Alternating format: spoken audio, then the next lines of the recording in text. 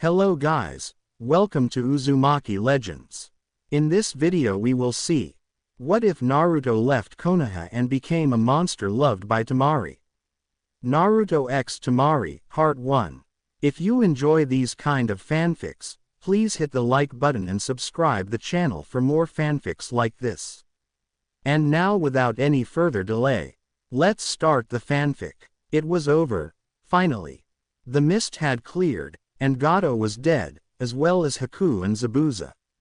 The land of waves was now free to continue the bridge without any further threats from Gato's forces. It was a time to celebrate. Well, it should have been at least. One of the genin of Team 7, however, didn't feel much like doing that at the moment. What happened to me back there? Was that the demon fox taking over? Naruto thought to himself, shaking a little as he looked at the blood on his fingertips. He had taken a clean swipe at Haku's stomach, and probably would have killed him had the boy not gotten away, only to instead die from a raikiri to the chest, saving his sensei Zabuza. It was so evil. Such bloodlust shouldn't be able to come from him, right? Naruto fell to the ground, and felt his insides turning. What's wrong with me? Kakashi, who was standing by recovering Sasuke and grateful Sakura, looked over to his blonde-haired student. He walked over to the boy, feeling the uneasiness emanating from him. Kneeling down beside his student, he put a hand on his shoulder, and watched as Naruto flinched. A clear sign that something was wrong. Naruto, are you all right? Naruto shook his head in reply to Kakashi's inquiry, then without warning, vomited. He was clenching his stomach, rolling around in pain. His eyes were shut tight as he gasped for air. Naruto, Kakashi said, holding the boy down and checking his forehead. It was burning hot, and Kakashi had a good idea as to what had caused it. Sakura, tell Tazuna-san to get us medical attention, quickly. Naruto's breaking into a fever. He kept out the part of the youth having just unleashed a portion of the nine-tailed fox's chakra not too long ago. Sakura nodded, and ran off to inform the bridge builder of her teammate's condition. Naruto opened his eyes to a dimly lit room. The shades were pulled shut, but from the look of some light poking through, he guessed it was close to sunset. A small fan was running next to his bed, and he felt the moisture of a wet cloth on his forehead. Despite the cold air running through the room, and the damp rag of cold water, the bed sheets clung to him as he felt the sweat on his back run down his body. In the corner of the room on a chair was the sleeping form of Sakura wrapped in a blanket, snoring lightly. Naruto was about to get out of the bed when suddenly he felt a burning pain rack through his body, and an image of two burning eyes flashed through his vision. He clutched his stomach, and felt himself fall back into the bed, heaving in air as the pain subsided almost as quickly as it came. Sakura stirred in her chair, then awoke to see Naruto breathing rapidly as he put a hand against his forehead. Oh, you're awake. How are you feeling, Naruto? She asked her teammate as she got out of her chair, and took a seat on his bed. Naruto slowly scooted away from her. I don't know, how's Sasuke? I saw that he was waking up from Haku's attack. Naruto replied, trying to change the subject. Naruto's behavior didn't go unnoticed to the pink-haired Kunoichi. She quirked an eyebrow, but decided to reply to his question. Yeah, he's fine. A little sore, but nothing that Sasuke-kun can't handle. She then reached to check his forehead. Naruto flinched as she made contact. What's wrong, Naruto? Please. Don't come any closer to me, he whispered, trying to stop himself from shaking, thinking of what happened in the fight earlier today. That wasn't him back there, but it was his body that did the damage. I don't want to hurt you. What are you talking about? Naruto shivered as the cold air from the fan hit his bare back. There's something wrong with me, Sakura-chan. I don't want to accidentally hurt you because of it. Now, being in the same class as Naruto during her days as an academy student proved to show when Naruto was not himself. Usually he'd give her a stupid grin and say something like, "I'm fine Sakura-chan." And then try to prove it and get out of the bed or something like that. However, right now he looked downright scared, and was acting like he was contaminated with a deadly disease. "I'm going to get Kakashi-sensei. Stay here until we get back, Naruto," she said as she walked to the door. Before leaving she gave him a fleeting glance. He gave her a weak smile, and she knew he was hiding something from her. As much as he annoyed her, she did care about his well-being. Besides, he could be nice at times. Sakura managed to find her sensei along with Sasuke after 10 minutes of searching. They were by a small river near the house, sitting and talking about something. "Kakashi-sensei," she called to the masked Junin. Kakashi Hatake and Sasuke Uchiha both turned to Sakura. "What's wrong, Sakura?" She gave him a shake of her head, signifying that she was unsure of how to answer. "I don't know. Naruto's acting weird, saying something about not wanting me to come closer, and that he may accidentally harm me." Kakashi sighed, knowing full well what was meant by the boy's words. "All right, let's go check on him." Sakura nodded while Sasuke silently got up and followed. When they reached the room their blonde teammate was in, they were greeted by an empty room. The window was open, and a kunai was stuck to the wall near the open window. Pinned by the kunai was a note, which appeared to be written in a very hasty manner. Kakashi already was dreading what the paper might say. He plucked the kunai off the wall and read the note silently. To Kakashi-sensei, Sakura, and Sasuke. "I've left because I don't want to cause anyone unintentional harm. The village was right. I am a monster. I think it would be best if I remained far away from Konoha for its own safety. I don't know how much control I have over my problem, and I don't want anyone close to me to find out. I'll miss you guys. Naruto. P.S. Please tell Hokage Jisun and Iruka-sensei that I'm sorry, and that I understand if I'm labeled as a missing nin." Kakashi sighed as he put the letter in a pocket inside his vest. He feared that this would happen, but not this soon. He turned to his two remaining genin, who were looking at him expectantly. "Well, where's the Dobi?" Sasuke asked, sounding mildly concerned. "Gone," Kakashi answered, turning to the open window. He couldn't detect the boy's scent, seeing as the ocean air decided to be strong tonight, and there was a light drizzle outside. Just enough to destroy any scent trail for him. Salt invaded his nostrils as he breathed in the air. On a normal night, he'd be able to track the boy down, no problem. He was only a shinobi though, not a nin hound. Kakashi gazed down to the ground outside the window, and much to his chagrin, noticed at least several dozen sets of footprints. Obviously Naruto had thought this through. He made shadow clones that had gone in several directions. It'd be a wild goose chase at this point. If he didn't have Sakura and Sasuke with him, he may be able to track him.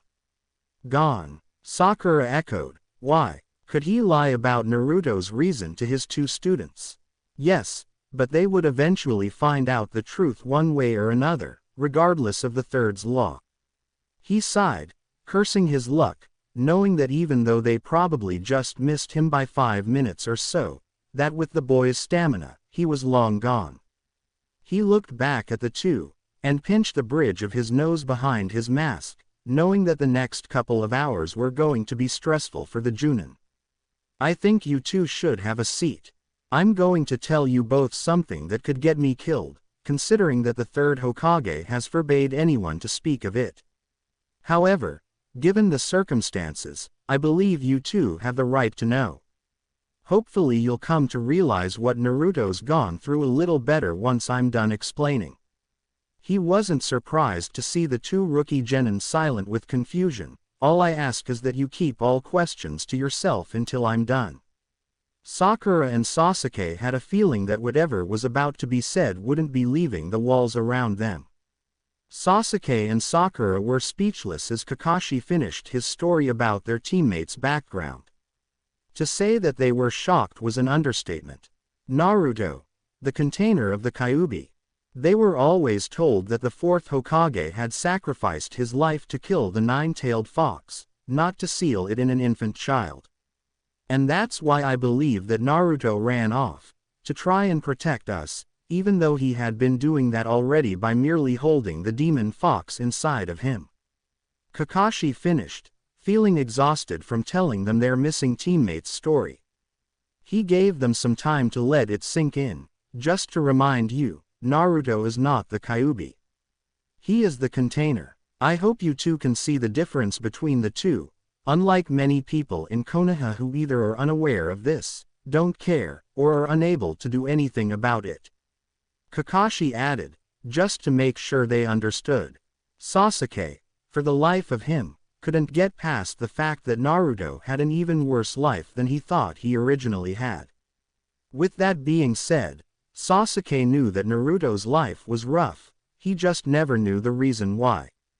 He felt a twinge of guilt for the first time in quite a few years. One of the only people who didn't sympathize with him or treat him as though he was royalty was gone. Naruto was the closest he ever had to a friend, and now that was gone he didn't know what to make of things. He also never knew that Naruto had dealt with so much hatred when he was younger, and still was even after he became a ninja.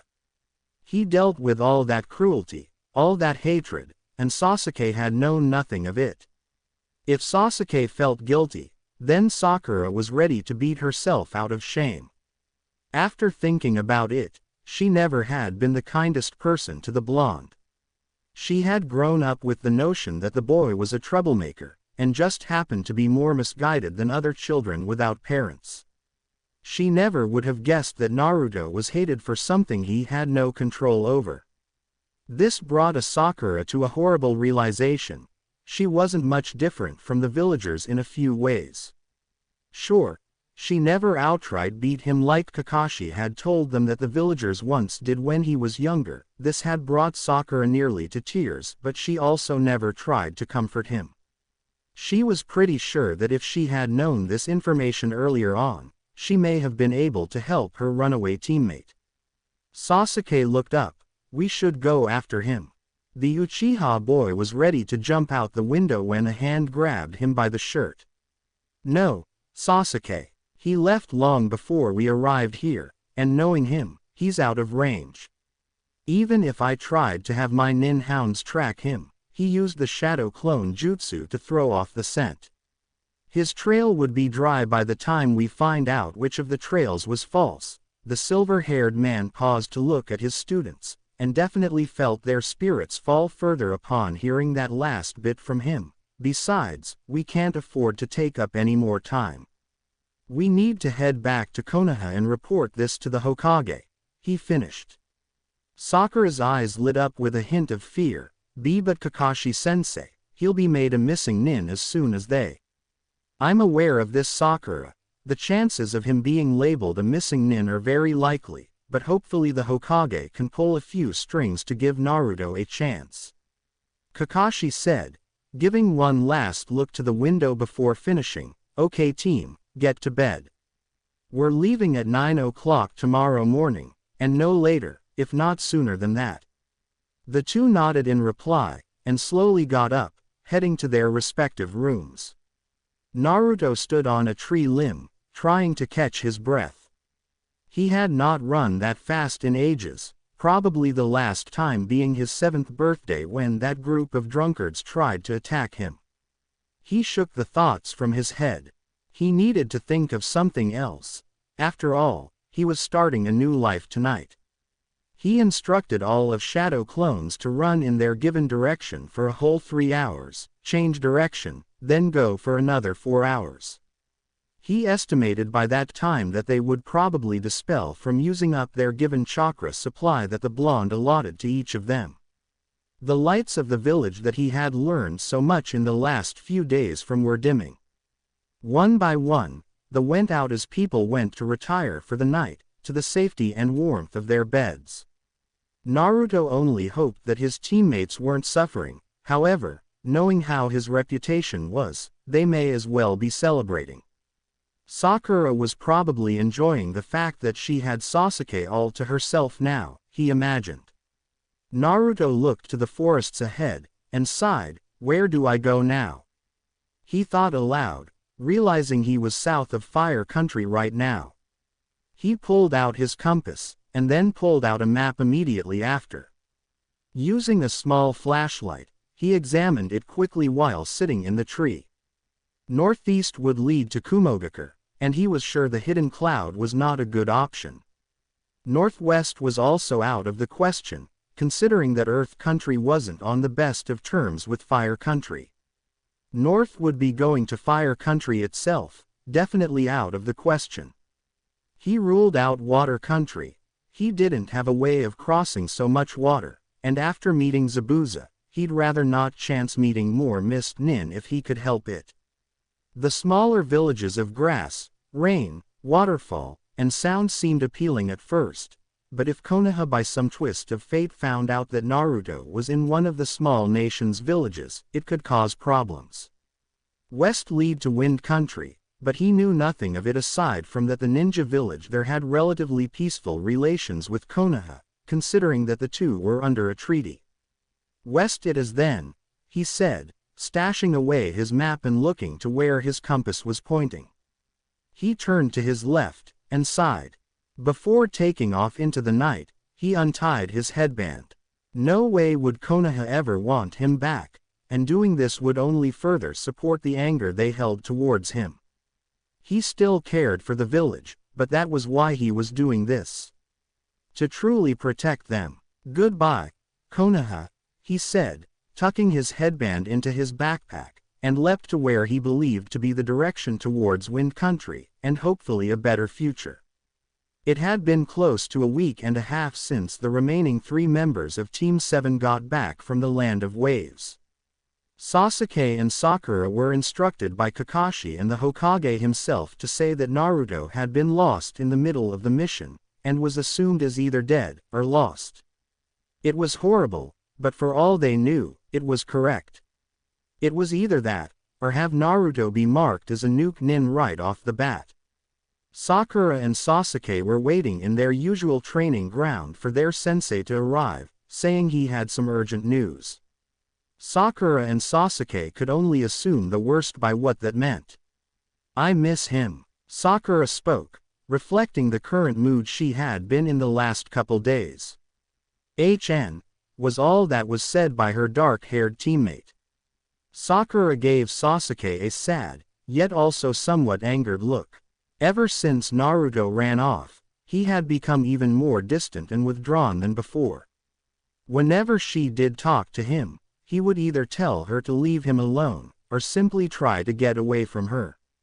She was starting to have second thoughts about the Uchiha, or maybe he was just under as much stress as her and she wasn't aware of it. "Is that all you have to say? Not even a, 'Yeah, me too,' or a, 'Same here'? Doesn't this bother you at all, Sasuke?" she asked him. Sasuke was a little surprised by her outburst. He had always believed she was simply a fangirl who always agreed with him. The fact that she was standing up to him was a sign that she was more than that. At the same time though, he gave her a glare. "Don't make assumptions about me, Sakura. You want to know the truth?" he asked her, and didn't wait for a response. "Yeah, I do miss him somewhat. He was my only friend, well, the only person who came close to one. I could be upset and depressed, but what good would that do?" He paused, and lessened his glare at her, and looked ahead at nothing in particular. "Now I'll have to train even more so I can bring the idiot back, and so I can defeat him." Sakura looked at Sasuke, and asked, "Defeat Naruto?" Sasuke shook his head. "No, someone else." Before Sakura could press further into the matter, a puff of smoke signaled the arrival of their Jonin teacher, and it wasn't long before she heard his casual, "Yo." He was disheartened to not hear the usual reply from Sakura and a certain blonde in the words of, "You're late." So he simply continued, "Well, I've got some bad news, and some worse news." "What's the worse news?" Sakura asked, hoping that the bad news would be easier to take if she heard the worst part first. Kakashi nodded. They can't find Naruto at all in Fire Country, and our search teams have failed to find any trace of him in the Land of Waves as well, which is next to impossible in regards to tracking down a genin. Any further tracking would cause problems with neighboring nations if we sent our shinobi into their borders without their prior knowledge. Sakura deflated, losing the last bit of hope she had at finding Naruto. She turned to Sasuke to see that he was expressionless, except that his eyes had narrowed, and was staring more intently at nothing. Kakashi saw this and gave a sigh. His team was trying to recover, and he knew that, but he also knew that as much of a pain the boy had been, Naruto had been a key in the team's morale and the social glue that kept them together, even if they didn't realize it. Sakura fought back the urge to shed tears once again, and looked up to her sensei. To her surprise, he was standing there, not moving an inch, and his book was missing. Kakashi-sensei. He snapped out of his thoughts. Oh. Right. Well, the bad news is that there's no available shinobi at the moment who can join our team, and that means we're going to have a difficult time ahead. Not only will we now be short one person, but the Chunin exams will be coming up within the next 2 months or so. Lord Hokage still has given us the option, however, to take the exams. It will only be you two though. Are you willing to do that? Sasuke and Sakura looked at each other. Sasuke spoke. So, if we become Chunin, we'll have the ability to lead a team, and run missions, correct? Kakashi nodded. Yes, that's right, Sasuke. Sakura's eyes widened, catching on to Sasuke's deeper meaning behind it. We'll have the ability to lead a team and find Naruto. Sakura gave Sasuke a light smile, and he gave the slightest hint of one as well. Maybe she had misjudged the boy after all. She decided to postpone her nagging at getting a date with him, and decided becoming a better friend would be her best bet of accomplishing her goals. If they passed the exams, they would both be Chunin, and maybe, just maybe, be able to look for Naruto. Kakashi decided to add in the last detail of his message. By the way, while the Hokage has declared Naruto missing in action, should they find any clues that show he has been conspiring against Konoha in some way, shape, or form, then he'll have to be declared a missing nin. So, hopefully he has kept low profile and kept his nose clean. Sakura and Sasuke both returned to facing their teacher, worry etched onto their faces. Kakashi, however, simply gave them a masked smile. The other two nodded. Naruto had a tendency to surprise everyone. He wouldn't be found by the tracking teams, and hopefully they would find him before things turned for the worse. Okay, you two, today we're going to do some advanced training for the Chunin exams. From here on out, we'll be training from 6 until 4 in the afternoon whenever we have a practice held, understood? Kakashi explained, receiving 2 nods. They knew for a fact though that 6 o'clock in the morning would probably be 11 o'clock instead. Now then, first lesson today will be how to walk on water. Follow me. Naruto sat on a bench in a small village somewhere southwest of Fire Country. He was pretty sure that the land was becoming much more arid, and the amount of trees in the area had greatly decreased since he managed to get a ferry to cross the island nation of Wave. Within a few hours' time he had reached one of the southern ports of Fire Country. He was anxious to get to the border, and decided to hurry. However, he hadn't gotten through the country with ease. Apparently, his absence was found out sooner than he would have liked. Several times he had to use a henge to avoid being noticed by Anbu that were searching for the blonde. Just yesterday he had gotten through the border as a woman who was heading west to visit some relatives. The Chunin patrolling the border apparently bought it, and luckily enough Naruto was able to find some makeup to cover his whisker marks. For a genin, he was quite proud of that feat. Now he was wandering from town to town, making money by doing odd jobs. Every night he would train under the moonlight, getting stronger and getting better at his chakra control. He noticed a significant build in his muscle mass in the short time, considering that he had been living off nothing but 2 meals at most every day. Not to mention that he didn't find any ramen stands around the area. He was thus forced to eat healthier food, though he was merely concerned about satisfying his hunger at this point. He slept wherever he could afford, be it a rundown motel room, a house of some sympathetic old couple, or the roof of a restaurant. Several times various bandits had tried to rob him, only to find themselves surrounded by half a dozen clones of the blonde. He definitely was getting stronger, but was by no means a Junin. Not yet anyway. Naruto got up from the bench upon noticing the man who had hired Naruto to go to a nearby hot spring with a camera and take pictures for his research. Naruto snorted at the explanation. The man was pervert, but he was also well off financially speaking. The establishments he had seen the man visited confirmed his belief.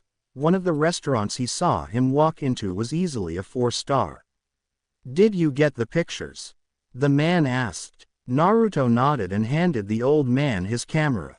"Yeah, and I even managed to get one of them having a splash fight. Just like you hoped for," Naruto said, and rolled his eyes upon seeing the man grin with a hint of drool. This guy would definitely not last against the Warok no Jutsu, let alone the Harem no Jutsu. The man claimed to be the legendary Toad Sage, but Naruto remained firm in his pervert theory. Jiraiya, as he had informed the boy to be his name, handed Naruto a wad of Ryo notes. "Here's the 10,000 Ryo I promised. You took quite a risk there, considering they actually have security guards around the facility. Women, of course, but still." Naruto had been smart enough not to give his name to the man, and after hearing that the man was a shinobi only further assured Naruto he had been smart not to. "Thanks, Ero Sennin. Where did you say you were from again?" Jiraiya immediately tensed up upon hearing the nickname, but then realized the boy was probably an orphan, considering the amount of dust and the condition of his clothes. However, something about the boy seemed vaguely familiar. Why he didn't know though. "I'm from Konoha. I was trained by the 3rd Hokage himself, and am one of the legendary Sannin," the older male replied with a hint of pride. Naruto was about to explode with excitement, hearing that this man knew Hokage Jisen, but held back knowing that would cause further trouble. "Konohagakure, so you're a leaf nin?" he asked. Jiraiya shrugged his shoulders. "You could say that. I'm still tied to the village, but I can come and go as I please, being that I'm one of the Sannin and all." Naruto nodded, knowing that if he planned to make it to Wind Country, he'd have to leave before this man was able to memorize Naruto's facial details. If this man had been a ninja for as long as Naruto believed, he would be in for trouble if the man found out that Naruto was a runaway. "Hey, kid, don't you have a family or house to go home to? I mean, not that it's my business, but aren't you out kind of late?" Naruto frowned at the man. He may be a pervert, but he seemed okay.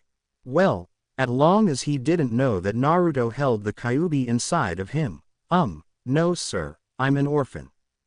Jiraiya nodded, and with that being said, bit his thumb smeared a thin trail of blood on a scroll that he pulled out of a pocket.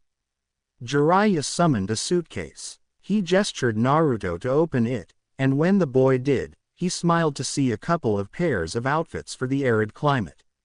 Then Naruto made the mistake of accidentally sending the suitcase back to its scroll with a hand seal. Seconds later, Naruto realized his mistake, and noticed the silver-haired man looking at him. So, you can control your chakra, Jiraiya said with an amused tone. Naruto laughed nervously. Yeah, I was in Konoha for a while and a retired Junin I meet taught me a little about it. I kind of just learned on from there by reading anything I could find.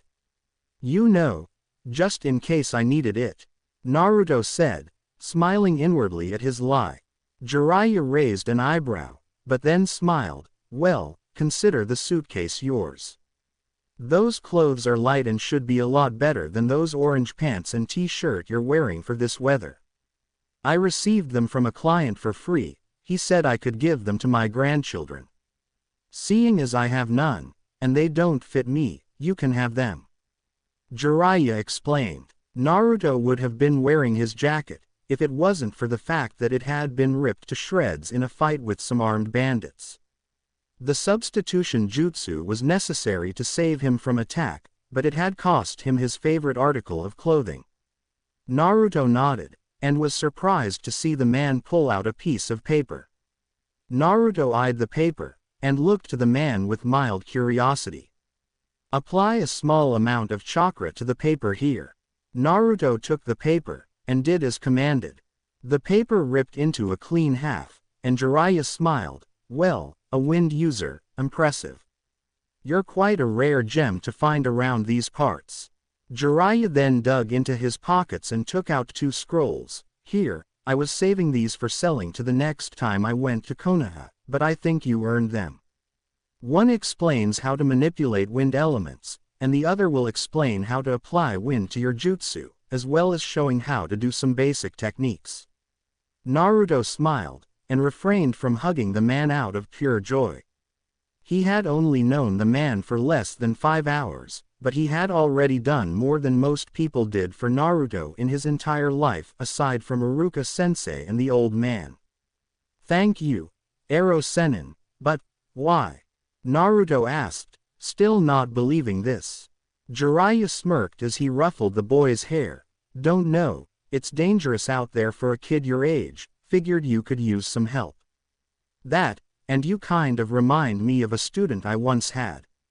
Naruto's joy immediately changed to fear.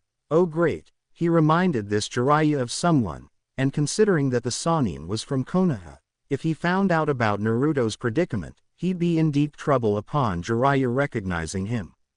Well, I should be going. The sun's going to be rising in a few hours, and I need to get some sleep.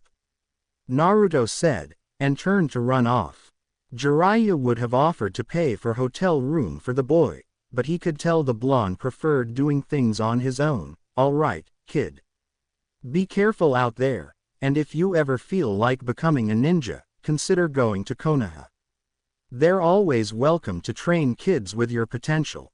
Naruto nodded, knowing full well that he would be an exception to that statement. Before running off, he stopped and called back to the Sannin. Hey, if I keep going west, where will I end up? Wind Country. They're also home to a shinobi village, Sunagaku, the village hidden in the sand. Jiraiya replied. Naruto gave another thank you before running off. Jiraiya hoped that the boy would be safe. He sure seemed like a decent kid. Almost reminded him of Minato. Wait. Jiraiya paused for a moment. No. I didn't sense anything from the boy, and besides, Minato's son had whisker marks. That boy didn't. Jiraiya watched as the boy turned down a street, and he laughed. Well, regardless, I imagine I'll be hearing about the kid before I kick the bucket. With that, he jumped up to a rooftop, and headed eastward to Konoha. The old man decided to summon him for some reason about a ninja who recently graduated the academy that had gone missing. That, and the Chunin exams were coming up. He didn't mind staying around for a while, considering the Uchiha boy graduated his academy tests as well. It might be mildly entertaining to watch. It had been 2 days since Naruto had reached to what he hoped to be the desert surrounding Sunagaku. He managed to meet a Suna Chunin in a village yesterday who was patrolling the border that gave him general directions to take. Naruto was now low on water, and completely out of food. The sun, however, remained a constant presence for Naruto. Luckily, Naruto had been smart and changed into a lighter outfit consisting of tan desert pants and a white t-shirt. He let his blurry vision scan ahead, and noticed some very large rock, or something in the distance. That was it, otherwise. Damn, Sennin. No village of sand, here. Naruto collapsed into the sand, succumbing to the heat, ready to let the dunes swallow him up into the desert. Temari was currently on a break from patrolling the perimeter of Sunagaku. She was about to head into the village when she noticed something moving in the sands ahead. In another hour a sandstorm would be hitting the village. She cautiously stepped over to the lump of something in the sand, and realized it was the body of a young boy. "Hey," she called out, and seeing as there was no reply, bent down next to the kid. She brushed away the layer of sand covering his face, and felt for a pulse. She sensed one, weak, but there.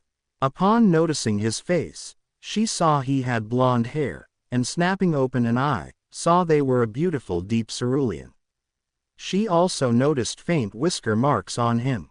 He was probably about a year or two younger than her, but was easy on the eyes in her opinion. She quickly hoisted the young boy onto her shoulders, and with a chakra boost ran towards the giant rocky structure that held Sunagaku inside its walls. Naruto felt what he believed to be water running down his forehead. He opened his eyes and saw a woman in a white uniform dabbing his forehead with a rag of cold water. "Where?" The nurse gave the boy a smile. "You're in Sunagaku's hospital. From the looks of it, you were out for about a good 3 minutes before Temari-san found you lying unconscious in the desert outside our walls." Naruto was about to speak when a knock at the door interrupted his thoughts. The nurse told the person to come in, and was greeted to the sight of a girl around Naruto's age with 4 ponytails and a light purple dress with a short skirt that would be typical of kunoichi in the desert. Upon seeing what he recognized as the headband of the Sand Village, he confirmed that he truly had reached Suna. The kunoichi had what appeared to be a large fan on her back. She looked to the boy and smiled gently, then turned to the nurse. "So, how is he?"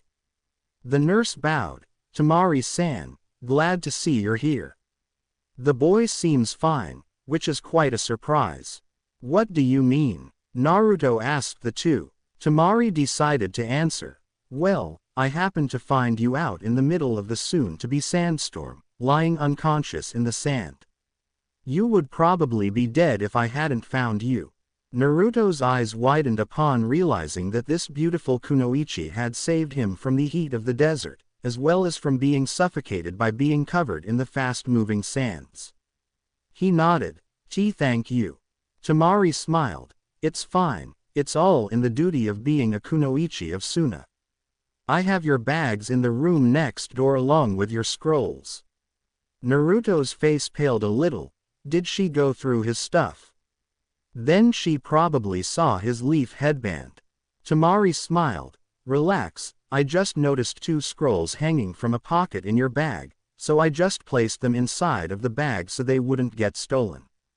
I noticed you're a wind user of wind techniques." She paused, and eyed up Naruto carefully. "Do you belong to a ninja village?" Naruto shook his head. "No." She put a hand on her chin. "What's your name?" Ah, this he had no trouble with. He planned this one out the day after meeting Jiraiya, Naro Uzaki. Sure, it was pathetically similar to his true name, but it was also so different that people wouldn't think twice of it. The nurse left the room to let the two talk, and to go get a report filled out on Naro. Upon the nurse's absence, Temari decided to take a seat next to the boy. He was indeed as handsome as she first thought, if not in a childish sort of way. Being the woman was and having the kind of lifestyle she led, she really didn't get to date handsome boys, considering they tried to avoid her due to her family's problems. Naruto noticed her looking at him, and he began to feel a little uncomfortable. Considering he was wearing a simple hospital gown, and the sheets were as thin as possible, he felt in front of her. Temari decided to snap out of her wandering thoughts at the moment, and coughed nervously. Yeah, my name's Temari. Anyway, so you don't belong to a village?" Naruto shook his head. "Nope, I'm a wandering vagabond. I just happened to luck out and learn a little about jutsu from a retired Junin during my travels." Temari nodded. "You seem like someone capable of being a ninja." Her eyes suddenly lit up. Yeah, say, I know. Maybe we could get you to become a genin in Suna's shinobi forces. I mean, you do have the basics of chakra down, right? Naruto nodded. He did learn how to walk on water using chakra on his own before leaving Fire Country's borders, and already knew how to walk up trees. Still, he felt ties to Konoha, a ninja. I don't know. Oh come on, I'm sure you would be great. Consider it your way of repaying me for saving your life, she said in a sugar-coated tone. Truth is, Suna was in desperate need of shinobi, even a genin like her was well aware of this. Not to mention he was cute. Well, okay, but don't say I didn't warn you. I'm not all that good at my chakra control, but I do have a lot of it according to what the Junin told me, he replied. Good, then I'll see what Baki-sensei can do for you. Her voice gained a darker tone as she continued, hopefully the cage will be accepting of it. Naruto cocked his head. Is the cage mean or something? He asked, sensing her sudden change in tone. Hey, my dad's never in a good mood, cage or not, she said, then immediately wished she hadn't said a word, seeing Naruto's face. You're the cage's daughter, he yelled. Temari shrugged. Yeah, but it hardly matters. He doesn't really talk to me or my two brothers, especially Gaara. Gaara, Naruto repeated. Yeah, Gaara and Kankuro. They're my brothers, and pretty much the only real family I've got. Our family's been under a lot of stress these last couple of years. Temari replied, a saddened adorning her face, which she immediately tried to hide, but don't worry about that. Anyone who's a wind user is welcome to Suna, and with me being one as well, I can help teach you some basic stuff. The door suddenly opened to reveal a teenage boy in a black outfit with a hood that had two cat-like ears on the top. He wore face paint, and carried a bundle on his back that was wrapped in bandages. Oh, so the kid's awake, huh? I was wondering if he was dead or not. The boy nodded, receiving a glare from Temari. Naro, this is my younger brother Kankuro. He's a pain most of the time, but don't let it get to you. Temari said. Naruto simply smiled to Kankuro. Nice to meet you.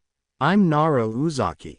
Kankuro immediately noticed the air of confidence the boy leaked out, and gave a smirk. Same here. Temari says you were in the desert, waiting to be picked by the vultures. Kankuro. Naruto, however, laughed. Hey, yeah. I was trying to find this village, believe it or not. I heard that it was the next closest place, and I was running low on money and food, and needed more water soon. Kankuro gave a nod, and decided that perhaps he'd give the squirt a chance. He appeared to be around Gaara's age, but unlike Gaara, Naro wasn't trying to kill you for joking around. Well, then welcome to Suna. Temari decided to speak. Kankuro, Naro's going to try and join the shinobi forces of Suna and become a genin. He apparently can use jutsu, and he's a wind user from what he's said. Now Kankuro was interested, really. A wind user like Temari and Baki-sensei. Naruto gave a shrug, and then slowly got up, only to be pushed back down by Temari. No way, not until you're cleared to go. Naruto, despite being thankful to the kunoichi, was miffed that she was keeping him here. He slumped down into the sheets, and looked out the window. Temari then had another idea. Say, I know what we can do. How about tomorrow we have Baki-sensei see how well Naro stands against us in practice? That way, we can determine if he's suited as a sand nin or not. Kankuro grimaced. You think Gaara will like that? Temari sighed. No, but it's worth a shot. I mean, Naro's got no family, and he may as well try to make a living here. Besides, Suna's not necessarily filled up on ninja as of now. Kankuro nodded in agreement. Fine, but I'll go tell Baki-sensei about it. Gaara seems to find you less bothersome than me. With that Kankuro turned to leave. Nice meeting you Naro. Hopefully I'll see you again soon. Temari looked a little stunned at this, and Naruto asked her what was wrong. She simply shook her head. Kankuro's not usually that friendly with people who he doesn't know, especially those younger than him. After Temari left, Naruto waited impatiently to be cleared. At 4 o'clock he was greeted by Temari, who gave him a key to a hotel, stating that he would be staying there tonight and that he should meet up with them tomorrow morning at 9 in Training Ground 7. She also advised that he wear light material, claiming that fighting Gaara with unnecessary weight was a bad idea. That night, after Naruto ate some dinner, which was sadly not ramen, he went out to a training ground that was out of view of the village. He eventually found himself standing amongst a circle of boulders with a scroll explaining wind jutsu. Naruto was surprised to see how quickly he mastered drawing on the element's power, but still had no techniques under his belt in the offense or defense capable of taking on a shinobi in battle. If he was going to spar with Temari and the others, he needed something aside from the shadow clone jutsu. He unrolled the scroll and read it. I guess I could give it a go," he said, putting the scroll in his pocket and taking a stance while facing the largest boulder. In all honesty, Naruto wasn't sure what would happen. He was trying to learn an offensive technique, but wasn't sure how powerful it would be. As far as he knew, wind techniques were best for battle. At least he remembered Temari saying that before she left the hospital. Naruto again turned his focus to his opponent, or in this case, boulder. Naruto held out one palm, and let it face upwards while he concentrated on the slight tingle he felt run through his fingers as a light breeze blew by. It was faint, but enough to draw on. Suddenly, the breeze picked up, and he noticed a vortex of sand pick up as the winds grew stronger around him. It was working. He continued focusing his chakra, and eventually curled all but his middle and index finger into his palm, continuing to point his two fingers upward. Now came the hard part. Naruto focused on the wind-based chakra, and channeled it into his hand, and up into his fingertips. This required a maximum effort on his part, considering that with all the practice he put in while traveling, he still had only slightly below average chakra control. After a minute of channeling the wind into his hands and two fingers, he saw what he had hoped for, a small, barely visible vortex of air spinning around his two fingertips. He remained focused on it as he pulled back his arm that held the miniature tornado of wind chakra. When Naruto felt that the vortex had reached its maximum velocity, he quickly swung his arm forward, and then swiped it back, yelling the words he learned, Fuden, Kiritori Keisuhigyu no Jutsu. The tornado became a thin, high-speed blade of wind, and flew at the boulder in front of him, and right past the grounds until it eventually died down. Naruto panted, exhausted from the amount of strain he put into the technique to control it. He frowned upon not seeing any explosion from the boulder, and began to turn around to the village. Then he heard a heavy scraping. He turned to see the top half of the boulder he attacked slowly slide off the bottom half, then fall with a dull thud as it hit the sand. He ran over to inspect his work, and felt a smooth surface where the cut went through. It was just like the scroll said should happen. Naruto smiled and shot a triumphant fist into the air. He felt very pleased with himself, seeing as he had pulled off a B-rank wind technique in his first try. Things were starting to look up for him after all. That night, Sakura sat by her window. It was close to midnight, but sleep never came to her. She was too busy thinking about her still missing teammate. Naruto, you don't just how much you meant to our team, she whispered, watching the stars twinkle. A week without Naruto proved to be the most uneventful week for her since she became a genin. Well, no, she did do something today, so it was somewhat productive. It was early morning, and the team had training at 9 o'clock.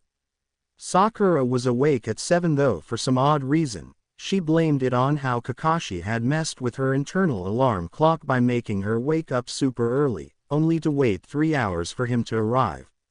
She got cleaned up a bit, then headed out to the training grounds to practice before the others arrived.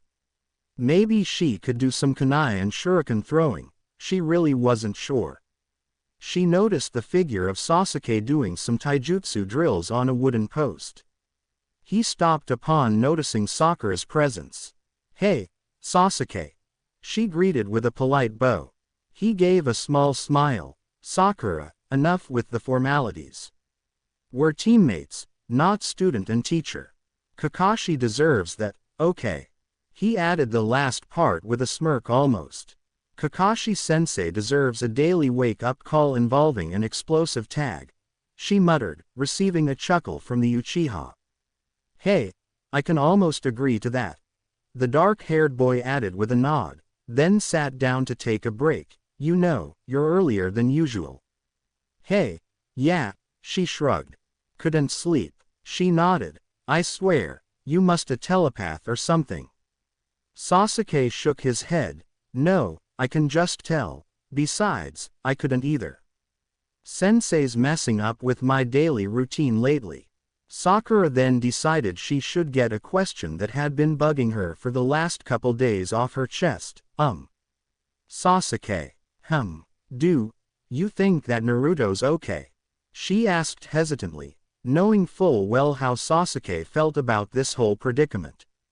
"Without a doubt," answered the Uchiha with no signs of uncertainty in his voice. Sakura should have expected that.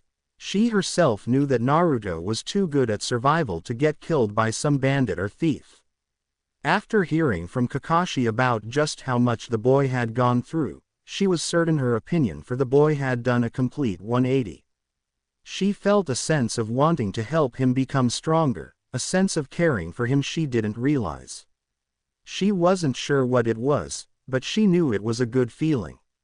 Regardless though, she still had a bad feeling she couldn't shake. Call it an ominous feeling that she felt like something was going to happen to Team 7 and herself in the not-too-distant future. "Sakura," Sasuke spoke, snapping the pink-haired girl out of her thoughts. "How's your taijutsu coming along?" Okay I guess," she replied with a shrug. "Want some help?" She gave the boy a look of surprise, but smiled. "Yeah, I would appreciate that." An hour later, the two were sitting against the posts, breathing heavily. "Hey, you've gotten a lot better, Sakura. That right hook of yours caught me off guard," Sasuke said while nurturing his left jaw. "That's only because you didn't have your Sharingan Octiva. Doesn't matter, Sakura. You're improving by a lot. I'm sure the Chunin exams will be a piece of cake for us. Well, at least we'll have a good chance of passing." "Thanks, Sasuke." As the two continued to wait for their chronically late sensei, Sakura couldn't shake that feeling she had earlier. However, she felt that whatever it was, she would take it head-on. Sakura now sat in her bed and rubbed her temples. She looked at her clock and sighed. It was going on to 1:15, and she was still not sleepy. Kakashi decided to try and put more effort into genjutsu training with Sakura, seeing as she was already intelligent enough for the basics casting illusions. Well, she had no real genjutsu techniques, but she was willing to learn a few. She turned to the moon outside. It was beautiful. Hopefully, if Naruto was using the night to travel, he would be able to use its light to guide him. She really hated to admit it, but she was starting to feel confused emotions towards the blonde. She had already stopped denying that the idiot was important to her just like Sasuke was. Their team had become a small family in her eyes. Now the family was missing a little brother of theirs. She walked across her room and picked up the picture of Team 7, and sighed as she plopped down into her bed. Kakashi had either of his hands ruffling Sasuke and Naruto's hair with a grin behind his mask. Sasuke had his calm, expressionless look upon his face, while Sakura was beaming with a smile between her two genin teammates. Then she turned to the blonde-haired boy that was grinding his teeth together out of annoyance towards Kakashi's antics. "Naruto," she said as she felt the sting of tears. Why didn't she feel this way towards him before? She practically hated how the kid was weeks ago. She cared about him. Okay, she really cared about him. Not in a romantic way. At least, she didn't think so. Regardless, the blonde held a significant portion of her thoughts since they departed from Wave Country. She got out of her bed after another glance at the picture, then set it back on the shelf. After laying down in her bed again, and pulling the sheets close, she let a few silent tears fall. She was trying to be strong. She really was, and it hurt her to not cry. He better come back, or I'll end up looking for him myself after the exams myself, she mumbled as she drifted off into a troubled sleep for the second time this week. Naruto tossed and turned in his bed, experiencing what he believed to be the most realistic nightmare, he had ever had. Naruto was walking through what must have been a sewer, and as he would expect, it was dim and hardly any light was present except for an almost eerie glow from what looked like the sewer itself. All the while he heard a deep, rumbling growl. He eventually found himself standing before a giant cage in some isolated room. On the two doors of the cage was a paper that read, "Seal," on it. It almost seemed to be there to hold the doors in place, but why? Naruto jumped when the growling he heard earlier was louder than ever, and seemed to be from the interior of the cage. Naruto instinctively reached for a kunai. "Ha ha ha, is this my container? How utterly pathetic," came a deafening, yet well-articulated voice. "Who's there? What do you want?" Naruto called into the cell, and immediately regretted it. A bright, red light flared up, and two large, slitted pupils and a mouth full of razor-sharp teeth approached the cage. The face seemed to resemble upon closer inspection that of a fox. "What do I want?" The creature laughed diabolically. "What do you want, stupid boy? Or have you simply come, offering yourself to me so that I may feast upon your marrow?" The fox retorted with a menacing grin, letting the saliva on his fangs drip a little. Naruto paled, now realizing just what he was looking at. That then made him turn from fear to anger. "You're the demon fox, the Kyuubi!" Naruto yelled, taking a step closer to the cage and pointing at the monstrous Biju. Naruto barely had time to react when a giant set of claws lunged at him from between the bars, missing him by an inch. "Curse this seal, I can't even enjoy a small snack like you," the Kyuubi growled, drawing his claws back into the darkness of his prison. Naruto was furious, now facing the cause of all his years of hatred and pain from the village. All of it because of this damn fox.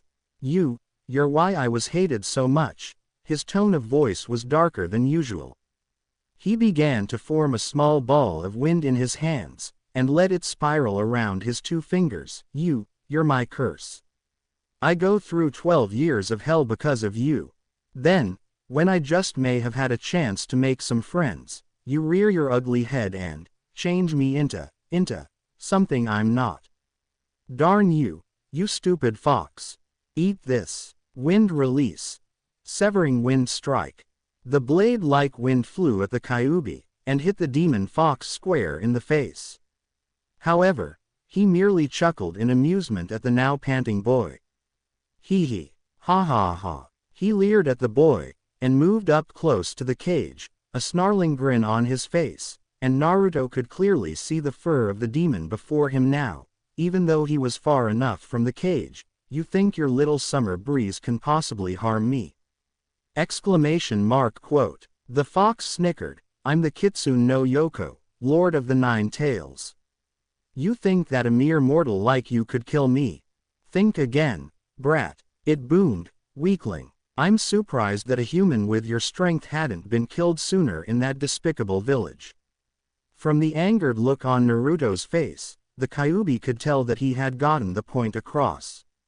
Yes, Kyuubi did enjoy destroying the self-esteem of his container, and would try to do it as often as possible. However, he did this also to make sure the boy got stronger. If the nine-tailed fox planned on living long enough to break free of the seal when he saw the chance, then he needed his container to be powerful enough to stay alive in the meantime. Kyuubi looked down upon the ninja with just a shadow of understanding and pity, mainly since the pathetic creature had such little strength in comparison, and the boy had been beaten by his own kind, which the Kyuubi found utterly ridiculous, considering that this human was the only thing between the hidden leaf and total destruction. Listen, brat, from here on out, you and are a team. If either of us dies, then we're both dead, got it? Here's the deal. I'll lend you my chakra when needed, and you in turn keep your body from mortal harm and getting killed. Naruto looked up. Your power? No way. That chakra is anything but good for me. I lost control of myself for a second back in the battle at the Land of Waves. Kyuubi smirked. That, my dear mortal Jinchuriki, was less than 1/9 of what you could unlock.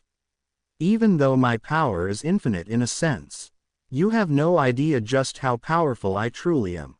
The demon fox noticed the boy looked unconvinced still. Look, brat, I plan on living, and I'm sure you do too. You may be stronger than most of those your age, but I can guarantee that there will be a time when you will run into an opponent that will be too much for you to handle with your powers alone. I will be able to give you that extra edge in the battle, and you know that power is quite potent. Naruto put a hand under his chin, then gave the proposal a moment of thought. Fine, don't think this makes us friends though. The Kyuubi laughed dryly. Believe me, I would rather devour you any day than do this. However, my current conditions seem to prevent that. Now, leave before I decide to give you a migraine. Naruto left the chamber, and then awoke to the early morning light. He turned to his city table by the hotel bed to see a note. Naro, Baki-sensei said he wants to see your skills in battle today, so please remember to meet us at Training Ground 7 at 9 o'clock sharp, and no later. You'll be up against Konkuro, Gaara, and myself, but we'll try not to beat you up too much, okay? See you then. P.S. This fruit was fresh from the market this morning, I hope you enjoy it. Temari. Naruto slowly got up out of the bed, and looked at his alarm clock, which read 7:45. He smiled, and picked up a melon of some sort from the basket next to the note that the Sand Kunoichi left. He felt almost happy about having met Temari. She sure seemed to carry herself around in an assertive manner, but if he recalled correctly, so did Sakura from time to time. Perhaps he was a glutton for aggressive women. He did like the idea of fighting a girl who could very well beat the snot out of you though, only to then apologize and treat your injuries. Naruto looked out the window, and saw a small cloud of sand fly past. He then recalled Temari saying to dress light. Something about fighting against Gaara on sand with extra weight was a stupid idea. He noticed an assorted bunch of piles of clothing at the foot of his bed that he had lay out from his purchases he made while traveling. He then noticed a dark, rustic brown cloth on top of the pile, perfect for hiding the face while not keeping in too much heat. He looked back out to the sand, and flinched a little as it seemed to pick up speed. Better wear a mask, he said as he got out of his bed. It was 8:30 when Naruto had arrived to the training grounds that he was told to go to. When he got there, he found Konkuro along with two others he didn't know. One was dressed in the traditional clothing of Konoha and Suna, and was probably Baki from what Temari had said the day before. However, the man had one major feature that made him stand out. He wore a veil covering the left portion of his face. Naruto then looked towards the boy with red hair and wore black clothing. Along with that, he seemed to be carrying a large gourd of some sort, and had it strapped to his back. On his forehead on the upper left side was the word, love, which looked to be tattooed, or carved. Temari, however, was nowhere to be seen. The Jonin was the first to notice Naruto. You must be Naro. Temari told me about you. The Jonin gave him a curt nod. I'm Baki, the sensei of this genin squad. Naruto gave him a smile. Pleased to meet you, Baki-sensei. Yes, I'm Naro Uzaki, and Temari and Kankuro invited me to join your team for practice today. She said something about it helping determine if I'm fit to be a Suna nin. Baki gave him a smile. Yes, that's correct. You seem to be physically built for a shinobi, but I'll have to assess your actual skill in battle first. If you pass this test, I can probably get you a rank as a genin of the hidden sand. Naruto nodded, then walked over to the boy who he assumed to be Gaara, Temari and Kankuro's younger brother. He was about to speak when Gaara turned his head to face the boy. Are you Naro Uzaki? Naruto was taken back by how cold his voice was. Yeah, I'm him. Something about this guy unnerved him. Naruto couldn't help but see how his eyes reminded Naruto of things he would rather forget. Those eyes. They remind me of when I was young. Why though? HMMPH. Was all Gaara said in reply. He then walked away, leaving Naruto in a confused state. Don't mind him. He's not really friendly with anyone. Came Kankuro's voice after Gaara was out of earshot. 15 minutes later, Temari showed up with her fan strapped to her back. She cracked her neck, then spoke to Baki and Kankuro. Is Naro here? Hey Temari-chan, I'm right here. Naruto called to the kunoichi. Temari took a second to look at Naruto, and then spoke. What are you wearing? Naruto only gave her a grin behind his rustic brown mask cloth. He also decided to adorn a light, tan-colored vest over a black t-shirt with his orange spiral design on it. His pants were of a tan-colored tone as well, only darker than his vest. He finished his look by wrapping a bandana around his head, covering up all but a few starry bangs of hair. Naruto wouldn't admit this, but he really didn't want anyone to risk noticing him, even if this was Sunagaku. All that was visible on his face were his blue eyes, nothing else. Naruto gave her a shrug. I don't want any sand getting in my hair, I guess. Temari didn't show anything on the outside, but she was disappointed that the blonde decided to hide his face behind a mask. She was looking forward to seeing it in all honesty. Oh well, she'd just blow off his mask in today's training. Well, Naro, if you like, we'll begin this little test of yours right away. Baki said, turning to the three sand siblings. Okay you three, you remember what I said. Don't go too far with this fight, but make it good so I can decide where Naro stands as a potential shinobi. Gaara, you know what I said about using your sand. Gaara merely muttered something, and the three, well, technically four genin faced each other, waiting for the Jonin's signal. Begin, Baki said, and the four jumped off in different directions. Naruto quietly sat behind a boulder, trying to hide his chakra level from the others. Yes, he had gotten better at control, and his stealth was nothing to scoff at, but he was out in a desert with little more than rocks to hide behind. Now, if it were a forest, that would be a different story. A sound of something whizzing through the air caught the attention of the masked blonde. Naruto looked to quickly see two kunai fly at him from out of nowhere.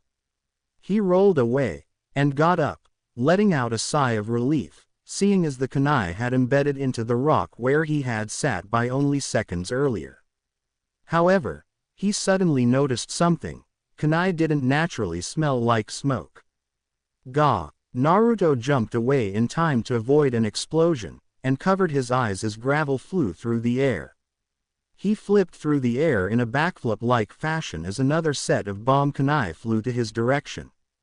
While in mid-air, he noticed a set of shuriken flying at him. Naruto pulled out some shuriken of his own and threw them at the weapons, and the sound of metal could be heard. He twisted his body sideways in the air, and avoided the remaining shuriken assault.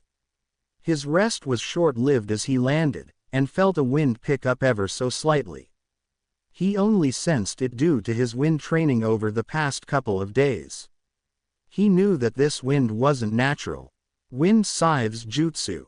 Came the powerful battle cry of Temari. Naruto looked to see a whirlwind of very dangerous speed approaching him. His instincts and limited knowledge in wind jutsu told him running would be pointless as of the moment, considering how close he was to the attack. Not good, Naruto thought, but then an idea popped into his mind. He quickly focused some chakra into his hands and feet.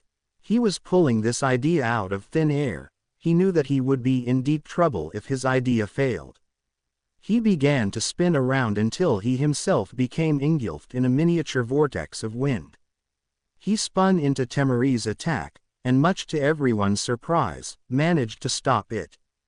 His only signs of damage were a gash on his arm, and a few cuts on his clothes. Naruto stopped spinning, and he quickly grabbed his head and tried to recover his balance. His defensive technique seemed to work, but it would need work if he planned on actually using it again in the future.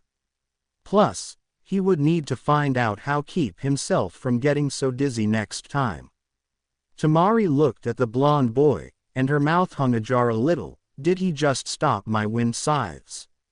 She was certain that Konkuro's barrage of ninja weapons from Crow would prove to be enough to catch him off guard. Naruto smiled behind his mask, turning to face the kunoichi. Hee, sorry, Temari-chan, but I won that round. That attack of yours is pretty cool though, he stated. Temari's face flushed with embarrassment, both from having been outdone by a mere rookie wind user, and the fact that he added the affectionate suffix to her name. She decided to let her pride get the best of her. She would not be outdone by this kid, regardless of how cute he was. That's it, wind style, maximum wind velocity. She blew her fan, and the wind she whipped up lifted up rocks of dangerously large size. She didn't plan on killing the kid, she merely wished to put him in place. Naruto saw a few rocks flying at him as he was lifted up into the air. He knew that he would be done for, unless, Shadow Clone Jutsu. Konkuro stood beside Temari, waiting for Naruto's inevitable defeat. He saw that the kid had talent. Heck, he never saw a kid of his age have that much flexibility in the air while on defense. However, Temari was not one to take lightly. Challenging his older sister's pride was a very idiotic idea, and he was pretty sure Naruto's last comment about her wind scythes had set this situation off. Well, that's that, though I think that is what Baki-sensei encouraged us not to do to Temari. Kakuro said as he began to put Crow away. Suddenly, he heard the sounds of rocks breaking. What? Cried Temari. He can use that many shadow clones. Konkuro turned to see a rather interesting sight. Inside the windstorm were at least 20 Narutos, smashing up rocks with their fists and feet. Konkuro let a smirk spread across his face. Well, this kid's definitely got a few tricks up his sleeves. Konkuro stopped wrapping up Crow, and proceeded to unravel the bandages of his battle puppet again. Baki watched from a distance, giving a small smile to the newcomer. He definitely could fight, almost a bit too well for some wandering orphan. He would address that later, but for now, he decided that he would continue to watch. If the kid was able to dodge Crow's attacks, negate Temari's wind scythes, and avoid damage while in a wind storm, he was almost guaranteed a position in Tsunagaku's shinobi ranks. Naruto eventually landed, heaving in air as the wind died down. He dispelled his clones, and gave at the kunoichi a triumphant grin. Whoa, that was close. Temari was dumbstruck. Naruto had amazing evasion skills. He definitely was of genin level, which raised a question to her. How did an orphan like him end up such a good combatant? Aside from a few scratches and a nasty gash on his arm, oh no, blood. Gaara had so far done nothing, merely waiting to see if this, Naruto, was even worth his time. He proved to be a decent fighter, even though he was mostly on the defense this whole time. However, something about the newcomer irked Gaara in a way deeper than normal. Something deep within the boy seemed to just be flashing a light in front of Gaara, but the red-haired boy just couldn't put his finger on it. Whatever the case, he wouldn't waste his time unless he saw this Naruto as a worthy opponent, until he saw the blood.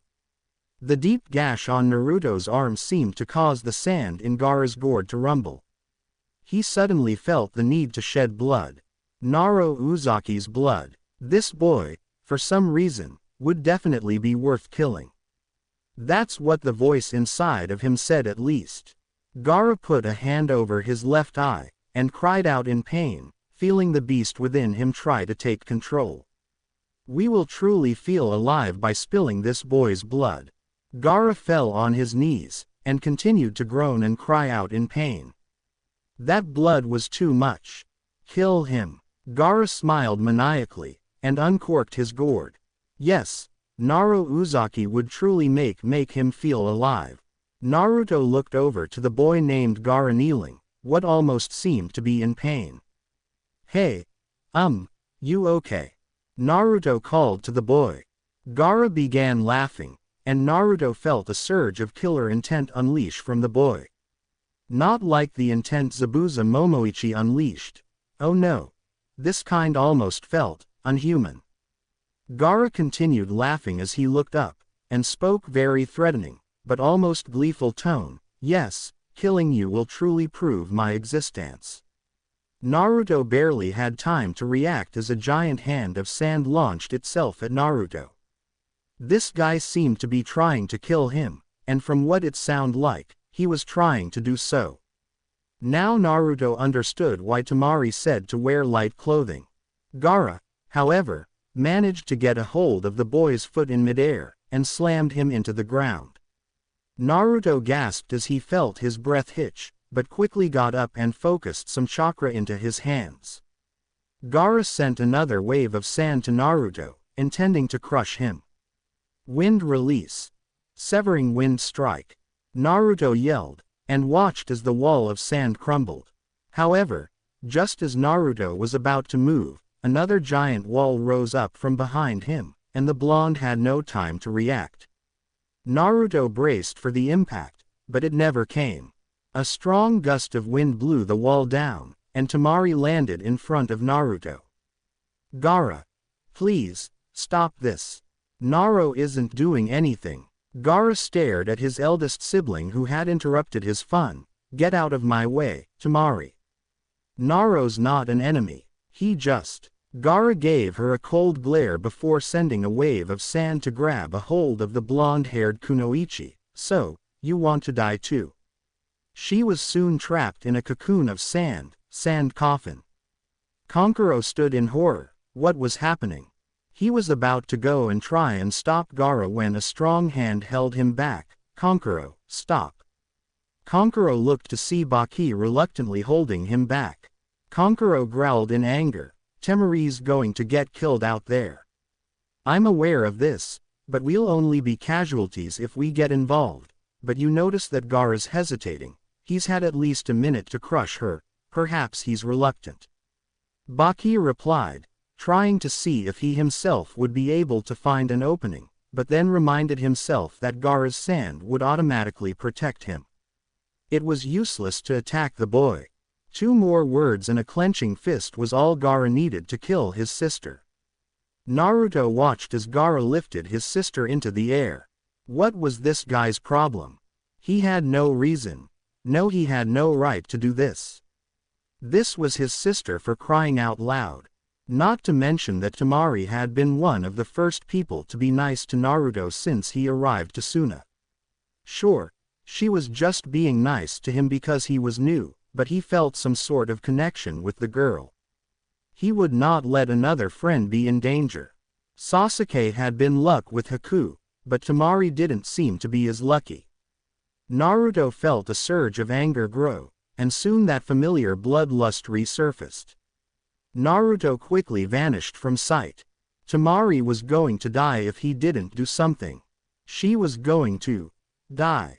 Gaara was about to crush Temari when he felt something fast connect to his stomach. What? He had been hurt. With no time to react, another fist collided with his jaw and sent him flying. A fist. Temari fell from the sand coffin and was passed out from the lack of air. However, she was still breathing. Gaara got up from the ground and was met by two blazing, red eyes, only inches from his face. Naruto let out a growl as he leered at Gaara and spoke with venom in his voice. "Hey, jerk, I thought I was your opponent." Temari stared wide-eyed as she began to awaken from her unconscious state.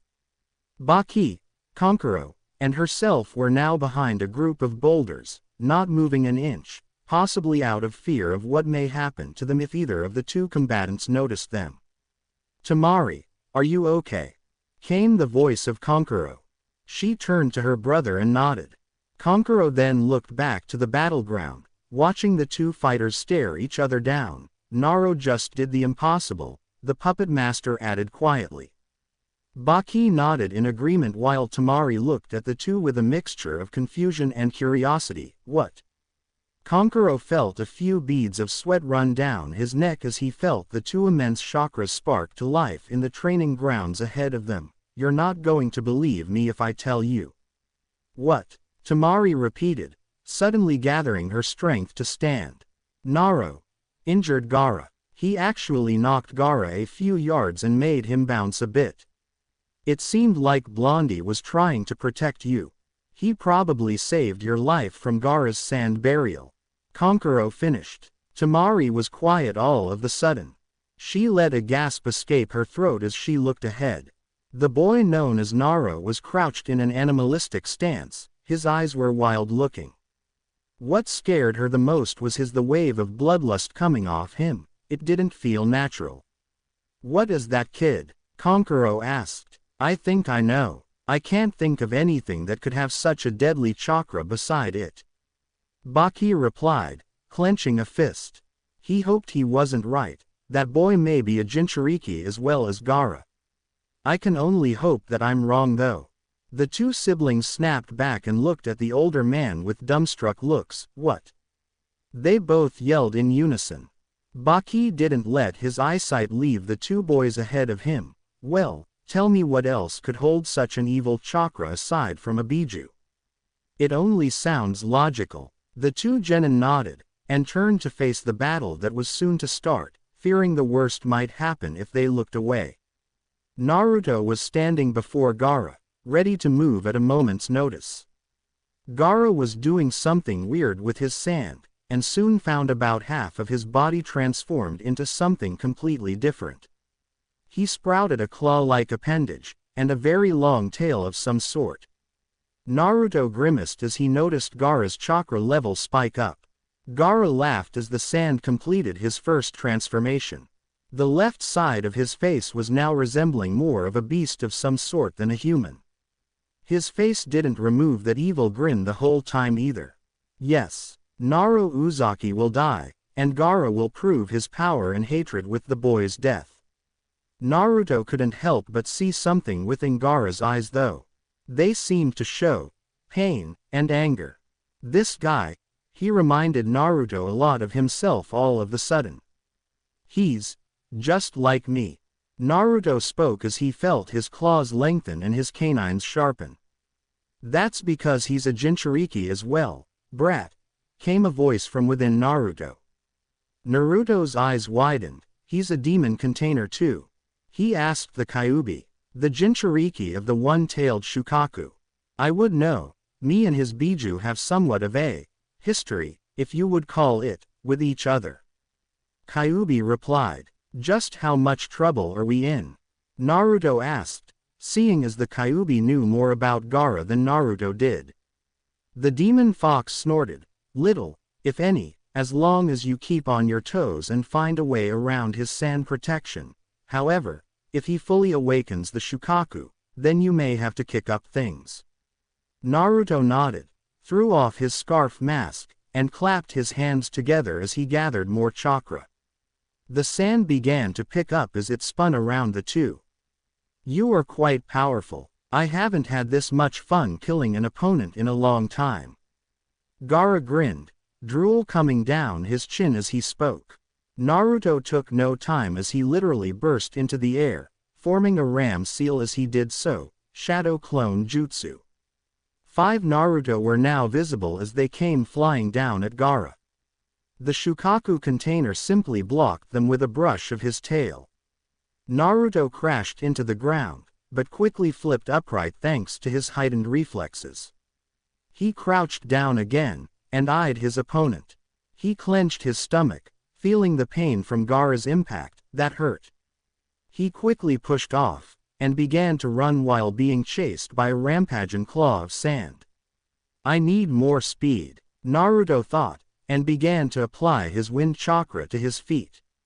Naruto disappeared from sight, and Gaara growled in frustration as his opponent managed to suddenly run out his line of vision.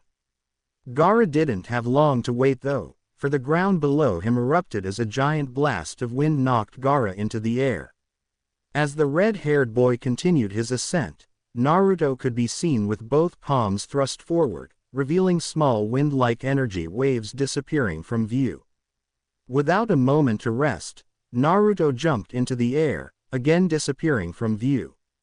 The blonde reappeared right above Gaara, who was now falling back down to earth. Naruto cocked back a fist, and red chakra could be seen igniting into his now deadly weapon, focused on Naruto's clenched hand.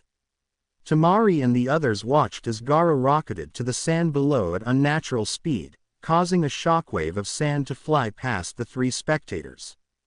Geez, no one has ever given Gaara this much of a fight. Kankuro yelled over the explosion, shielding his face from the sand. Baki said nothing, but he definitely could feel a significant difference in Naruto's chakra. Where was this boy getting all this power from? As the dust settled, he looked to see the blonde in question walking over to a newly formed crater. Naruto stood over the form Gaara, who was wincing in a state of unimaginable pain. Suddenly, the sand genin crumbled into sand. No, substitution. Gaara jumped out of the sand behind Naruto. Fool! He cried, and slammed his clawed arm into the blonde, sending Naruto careening into yet another boulder. Naro! Temari called out, but was held back by Baki. She looked to see him shake his head. He was right, this fight was beyond them now. All of the sudden, Temari noticed a red light glowing from within the wreckage caused by Naro's impact. The light erupted, sending debris everywhere. Behind the dust could be seen the form of Naro, a single tail waving behind him. It seemed to be made of pure chakra, Temari noticed.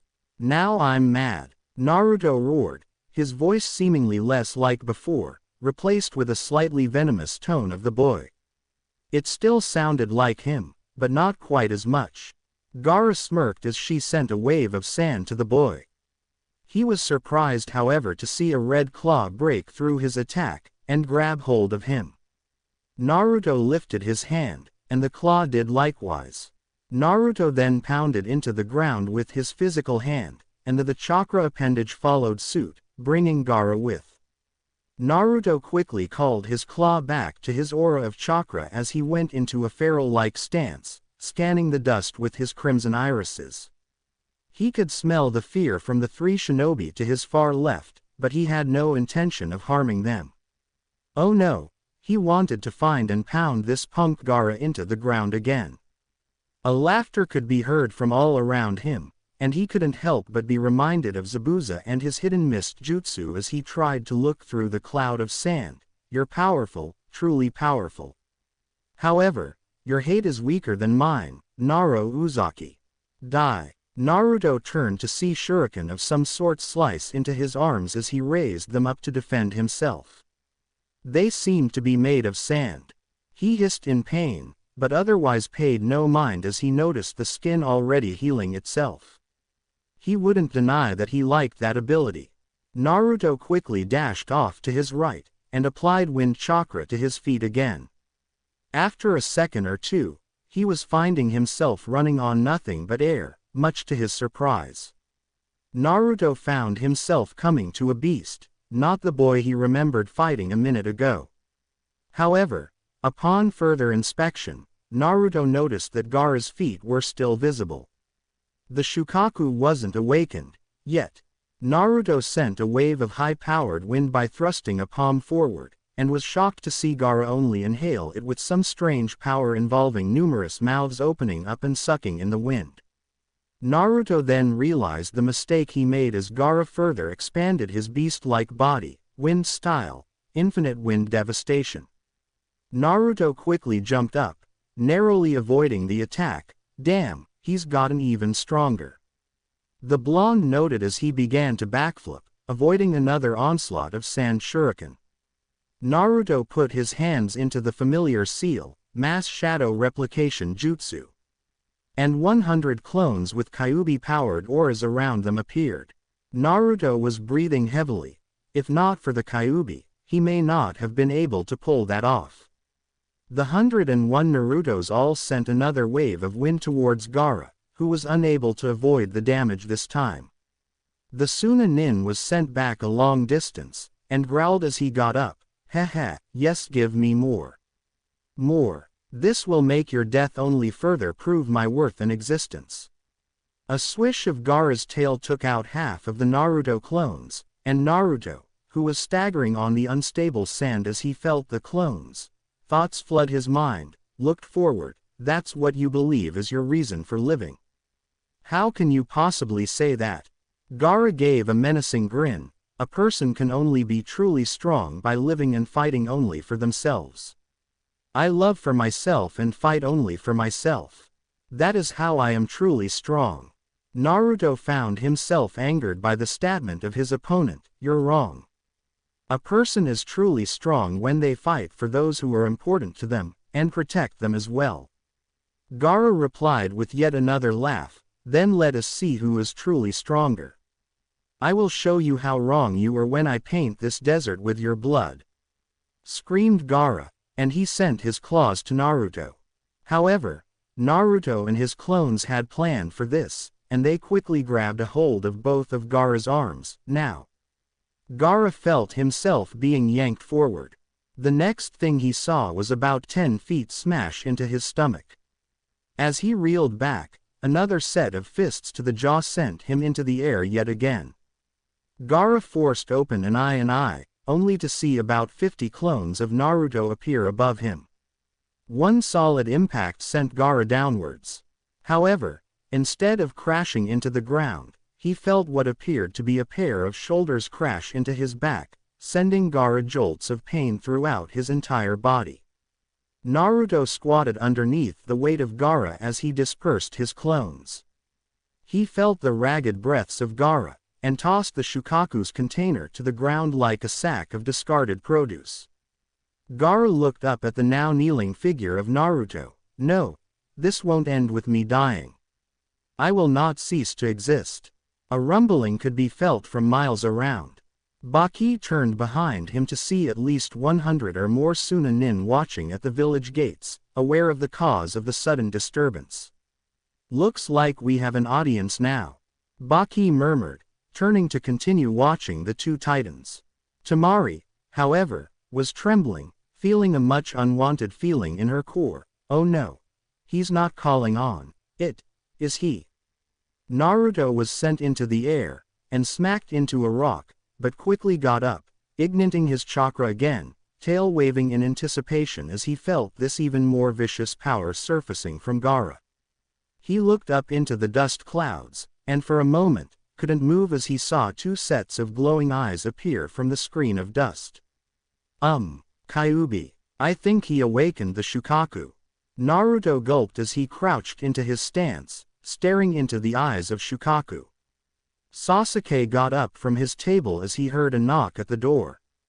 He opened it to reveal a pink-haired girl, Sakura. Hey, Sasuke. She replied, giving the boy a smile. What brings you here? Something wrong? Sasuke asked, still not sure why his teammate decided to visit the eerie confines of the Uchiha compound. They didn't have any training this morning, and wouldn't have to be at the training grounds until 5:30, considering Kakashi's knack for punctuality. Well, Kakashi-sensei told me to come here to let you know that training's been cancelled for the day. We do, however, Have a D rank mission tomorrow at noon with helping deliver animal supplies to the Inuzuka Veterinary Clinic though. We'll be meeting him at the bridge as usual, she replied. Oh, okay then. Sakura and Sasuke then stood there for a while, neither really sure what to say. Then, after a minute of shuffling her feet, Sakura spoke, do you still want to spar with me for maybe an hour? I have nothing better to do today. Sasuke snapped out of his thoughts. Yeah, I guess that would be fine. Just don't expect me to go easy on you though. Let's go into the training ground behind my house. We can spar there, he said with a hint of a smile. Sasuke, going easy on me. Like that would ever happen, she joked as she followed him. Little did she know, but she was probably the first woman to ever enter this place for quite a few years. Eventually they were in a small clearing with various posts and dummies lining the area. Sakura noted a few areas where the ground appeared to have been caught in a fire. The two stood on either side of the grounds, going into their respective stances. Are you ready, Sakura? Sasuke asked, shifting his footing a little. He was happy to see Sakura taking on a serious expression, and she nodded. Sakura was taking training more serious these past couple of days. Sasuke wasted no time, and threw 3 shuriken at Sakura. Little to his surprise, she dodged 2 of them, however, he didn't expect her to catch the third one. She quickly flung it back at him, and he blocked it with a kunai. Soon the two were in close combat, a dance of taijutsu somewhat. Sasuke was mainly the aggressor while Sakura worked on her defensive form.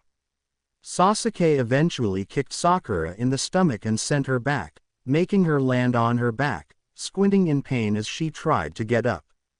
Sasuke threw a single kunai to her shoulder, however she suddenly lurched to the side while trying to gain balance. He suddenly realized his mistake. Sakura. The kunai embedded into her neck, and blood sprayed onto the grass. If only she hadn't moved to the side, she would have only got a shoulder wound, if she didn't block the weapon that is. No, Sakura. Sasuke ran to his fallen teammate. It wasn't good, her breathing was hardly there, if at all, and her eyes were glazed over in shock. Sasuke activated his Sharingan, cradling the kunoichi as he tried to assess the damage. He knew nothing about medical jutsu, and he was pretty sure he had no time to get her to the hospital. However, as he scanned the girl, he felt something was off. Suddenly, he felt cold steel poking at the back of his neck, and Sakura seemed to fade from sight as his eyes noticed it was an illusion. You lose, Sasuke, she said, poking him in the neck a little as he slowly rose to his feet. That's it, from now on, it's Sharingan active at all times while I spar with you. The Uchiha smiled. Geez, Sakura, you scared me for a minute. When did you get so good at genjutsu? Sakura smiled. I created it myself, though I'm sure it's nothing that hasn't been done before. I call it the false death jutsu, a simple technique that I developed after Kakashi taught me the basics. Your Sharingan broke through it pretty quickly after it was activated. Normally, my opponents don't get the chance to see through it. Gave him an apologetic look. Hey, sorry for the scare. Sasuke merely shook his head. No problem. That could definitely come in handy during the exams, Sasuke said with a smirk. The two walked to the village after resting up for a few minutes. They soon found themselves in front of an all too familiar ramen stand. The growling of 2 stomachs was heard, and they both gave each other embarrassed looks. I guess it's lunch time. Sakura laughed. Sasuke nodded, and the two headed over to the curtains. I'll pay this time. The Uchiha spoke. Sasuke, you don't consider it a way of thanks for giving me a good fight. I'm pretty sure my shoulders will be sore for the next couple of hours. Sasuke said. Sakura smiled warmly at her once former, well, not really former, maybe died down crush, and gave him a hug. He tensed up, but didn't have time to respond. It wasn't a flirty or glomping one like she used to give, just a friendly one. She walked towards the curtains while still smiling. "Thanks, Sasuke." Sasuke stood there for half of a moment, and then let out a confused sigh. "Women, HN." Naruto leapt to his left as he avoided another blast of super-powered wind. He barely had a chance of attacking now, since Gaara decided to go all out and awaken the Biju inside of him. Despite Naruto's seemingly unlimited chakra supply, he could do nothing if his body was about 1/2000th the size of his opponent, if not less than that. Naruto was now trying to lead the Shukaku away from the village and training ground, hoping to prevent any unnecessary injuries. He was relieved to see the Shukaku following him. "Get back here, you little runt!" thundered the giant Tanuki. Naruto was surprised to see that the legendary one-tailed Shukaku of legend was taking this battle as little more than a game of cat and mouse. "Hey, brat, listen up!" yelled the Kyuubi. "A little busy, fox," Naruto replied, and then he quickly leapt forward to avoid being squashed by a titanic fist to the ground. "You won't be able to kill the Shukaku unless you destroy his container," continued the demon fox. "So, unless you plan on evading until your chakra is depleted, I suggest you think of a way to get to the Jinchuriki boy." "Just how?" yelled Naruto as he rolled to his right and continued sprinting. "Do I do that? I thought that Gaara became the Shukaku." "Ugh! Look on top of the Shukaku's head," Kyuubi replied. "The kid's asleep, allowing the Shukaku free reign of the body." "So, as long as the boy's sleeping, Shukaku's active." Naruto dove behind some rocks, and quickly peeked around to see that Gaara was indeed asleep on the Shukaku's head. He was partially embedded into the forehead. "How the heck do I get all the way up there?" Naruto questioned to himself. "How about using two tails?" Kyuubi suggested with a hint of temptation in it. Naruto heard the Kyuubi chuckle sinisterly. "No way, fox, I'm already feeling your chakra clawing at my seal. I'm not going to risk going berserk again," Naruto retorted, and decided to reveal himself to the Shukaku. "Hey, moron! Over here!" Shukaku snarled as he spotted his quarry's burning red aura. A grin spread over his face. "So, you're the Jinchuriki of the Kyuubi, eh? Ha ha ha. Well, how does it feel, fuzzball? Looks like you got ripped off with the Jinchuriki department, seeing as I can still take control of my container. Some unlimited power of yours.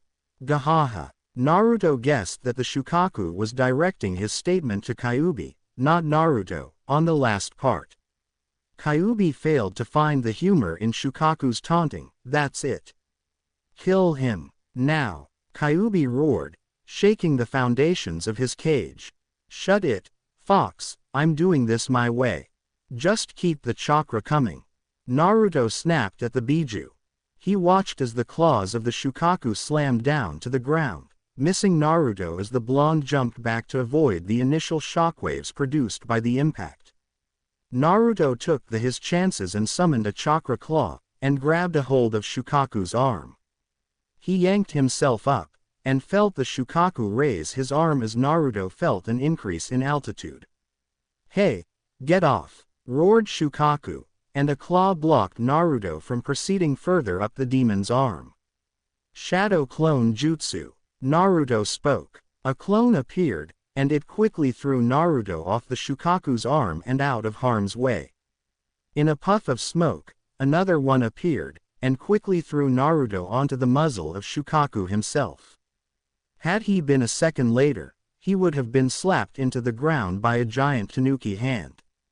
Naruto began to run up to the sleeping form of Gaara, feeling the shadow of Shukaku's hands approaching him. "Wake up call," Naruto shouted as he gave Gaara a swift, chakra-infused punch. The boy stirred a bit, but still remained asleep. Not good. The Shukaku grabbed a hold of Naruto and flung him to the ground. "Wind bullet," Shukaku roared, and blasted a wave of compressed air at the haggard form of Naruto, who stood up again. It was too close to avoid, Naruto realized. More chakra, Fox. Naruto yelled at the last second, and his request was quickly met by a surge of chakra. He opened up both his palms and spread out his fingers to full width, and released a wave of high-powered wind.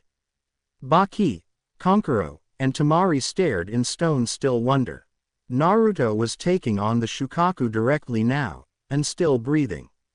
Now, the blonde-haired boy had managed to negate one of the sand demon's wind bullets with his wind chakra.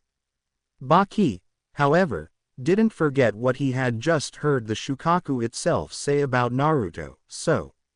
Naruto's the Kyuubi Jinchuriki. The giant beast staggered a bit. What the hell? How did you stop that? It bellowed as dust clouds began to cover the area from the two attacks. That's for me to know, and for you to never find out. Naruto replied. The Shukaku turned to see the blonde on the right shoulder of its giant body. Temari felt her knees quake as she fell to the ground, in sheer awe now. Naruto had punched the Shukaku to the ground. Punched, not by means of jutsu, but by a punch. Please, don't kill Gaara, she pleaded quietly, feeling her sisterly emotions take over. She was actually starting to feel herself panic, knowing that if the Shukaku failed, Naruto could pretty much kill Gaara. Naruto landed in front of the giant demon. It groaned as it opened one eye. What are you? Naruto simply formed a ball of wind chakra in his right hand, a man who shares a burden like your containers. Now give up. I don't want to go further with this. Never, replied the demon Tanuki, and it raised a claw to strike down Naruto. Naruto quickly hurled the ball of wind chakra at Gaara, and it hit. The Shukaku froze as Gaara slowly woke up. No, roared the demon as its eyes dulled, and crumbled to sand. Gaara lied on the ground, heaving in air as he stared at the boy named Naruto Uzaki. For the first time in almost 6 years Gaara no Sabaka was scared. No.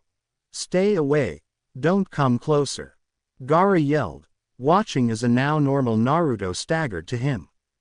Gone was the red shroud of evil chakra, the fangs and claws, and those burning red eyes that reflected the bloodlust that oozed of the blonde's body. Naruto suddenly collapsed, only a foot or so away from Gaara. He raised his head, blue eyes on the verge of tears. I know what you're feeling, Gaara, you and me, we're alike.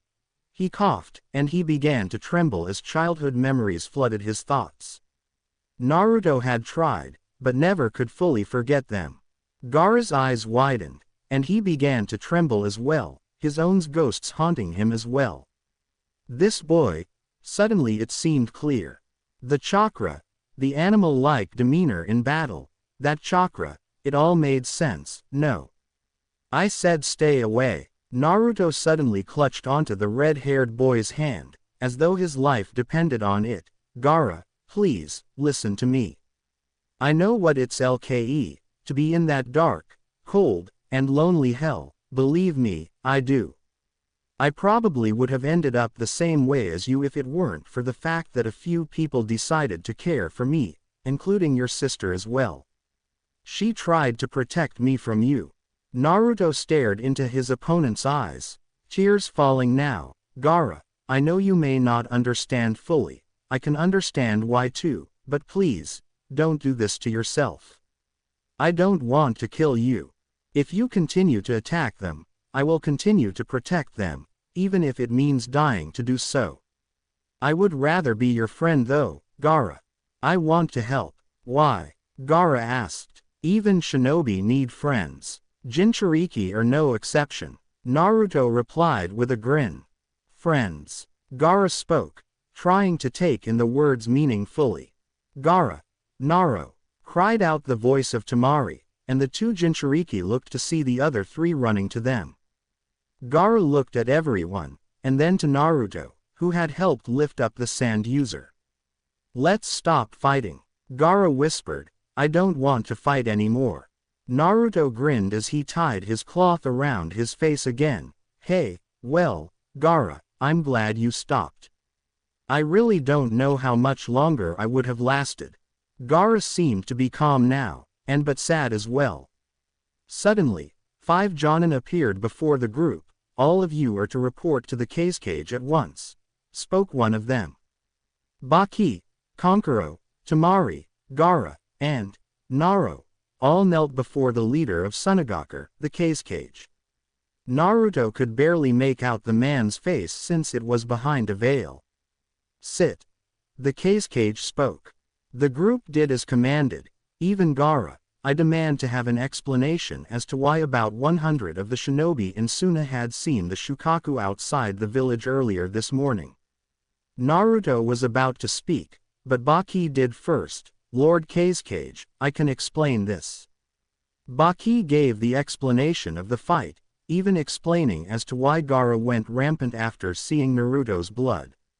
Temari and Kankuro filled in any missing details while Gaara and Naruto were essentially mute. The veiled man looked to Gaara and Naruto. So, you were also involved in this disturbance. You're not even a qualified shinobi. Naruto nodded. I apologize, Cage-sama. Gaara merely nodded, not willing to speak with the man who was family only by blood, and had on numerous occasions sent assassins to kill him. The wind shadow didn't even blink as he gave Naruto a hard stare, then looked to Baki, Temari, and Kankuro. Very well, you 3 are dismissed. I will speak to you 2 alone. He spoke, turning to the 2 Jinchuriki. The 3 made no protest, and left the cage's office, only stopping to inform Gaara they would be at the estate waiting. Gaara, to their surprise, thanked them for letting him know, and said he would be there when the meeting was over. The cage narrowed his eyes on Naro. Care to explain how a wandering orphan boy defeated the one-tailed Shukaku? Baki told me that you had the ability to use chakra, but he never told me about your strength. He then folded his hands together and continued, I would rather you be honest with me. You are not yet a citizen, despite Baki asking me to make you one, so killing you wouldn't be much of an issue. Naruto felt the tension in the room thicken, and if not for Gaara being there, he may very well have began to whimper. I know you're a ninja, but where are you from?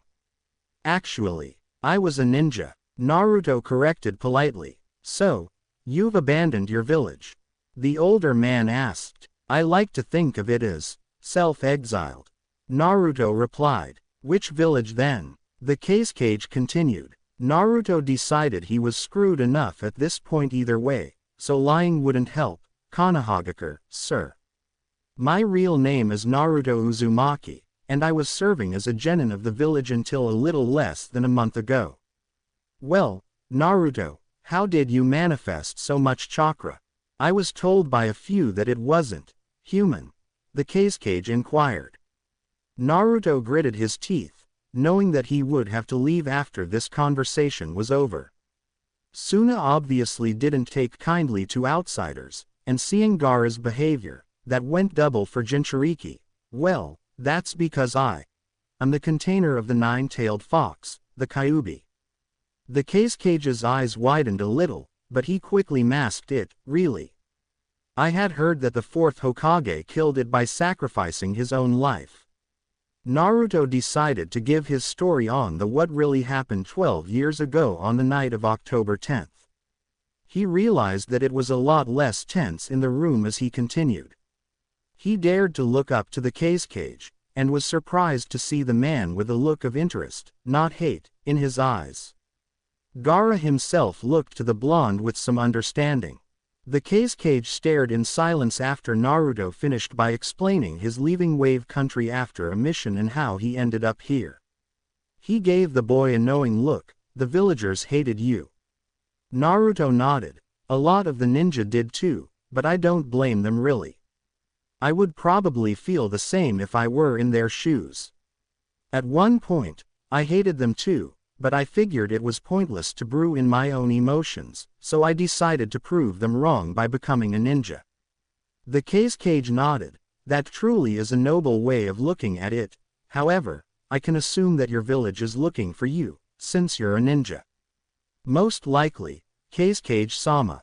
Naruto replied. The Kazekage sighed, realizing this rather gifted individual may not even have a chance of serving Suna. Seeing an even greater problem now, you do realize that this puts Suna in a difficult situation with Konoha, correct?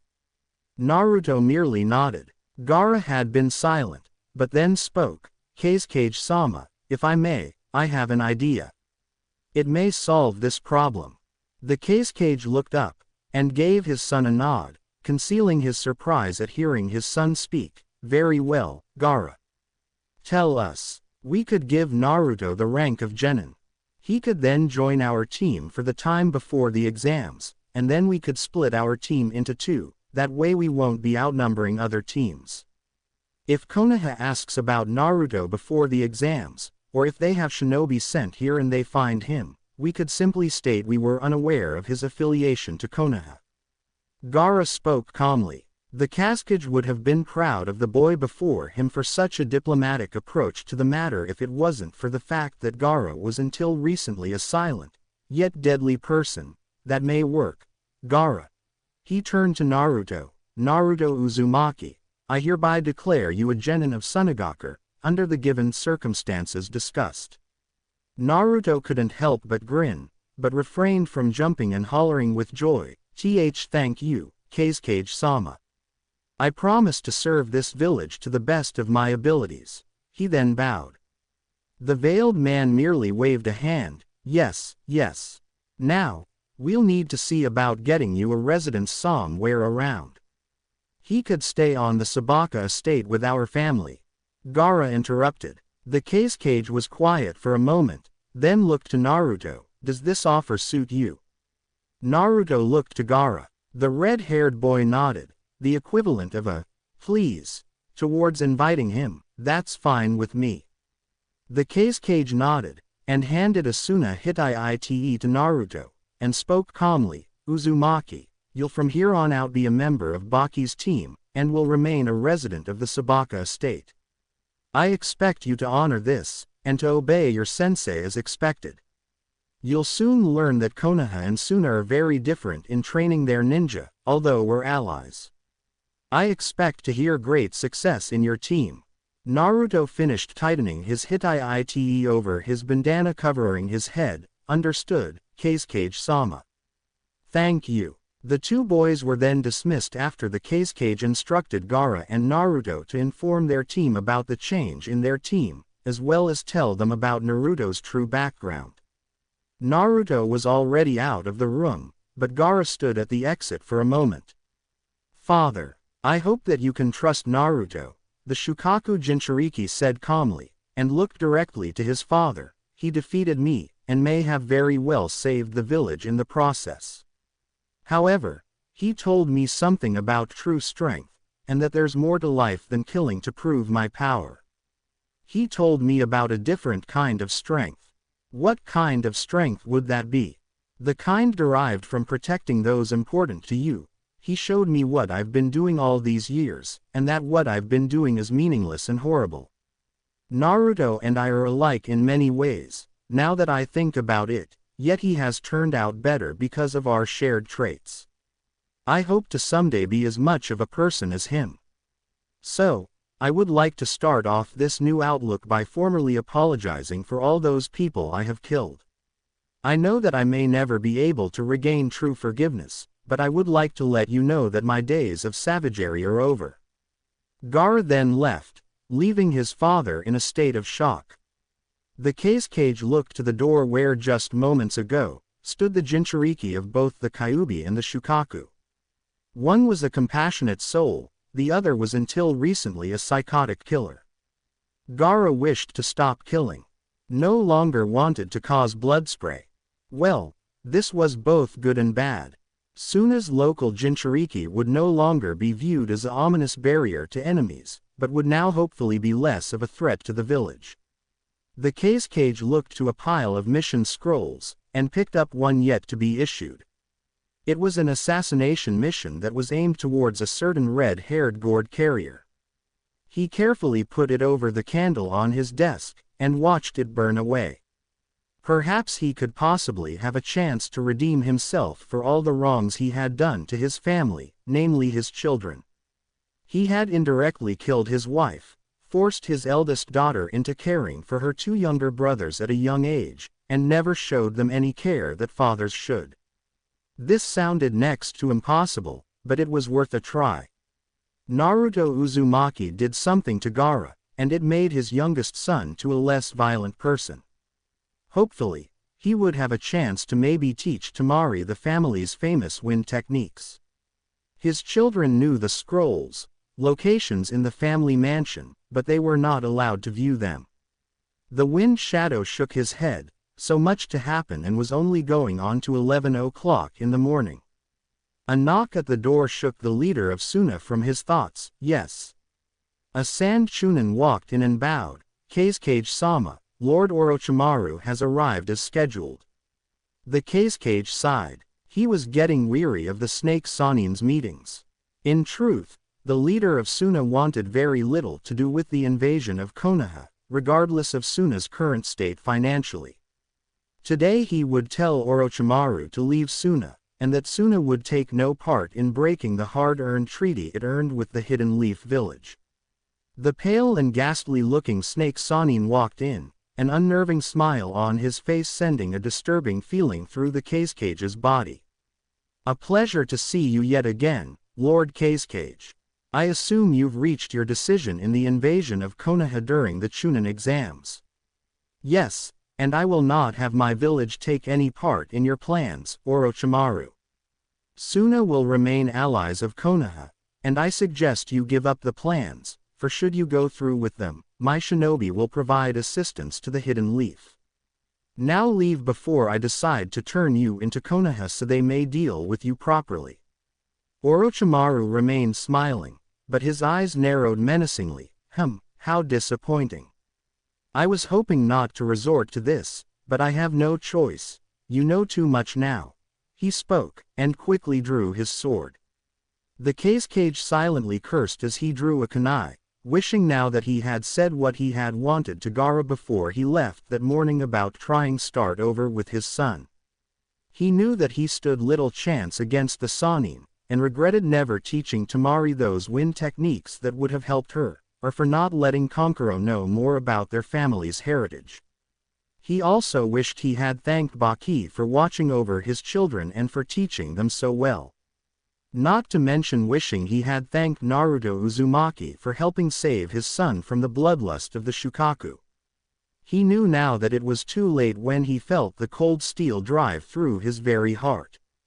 The Junin guards outside the Kazekage mansion never suspected anything when Orochimaru, along with his 6 Oto Nin escorts, left the building a half an hour later.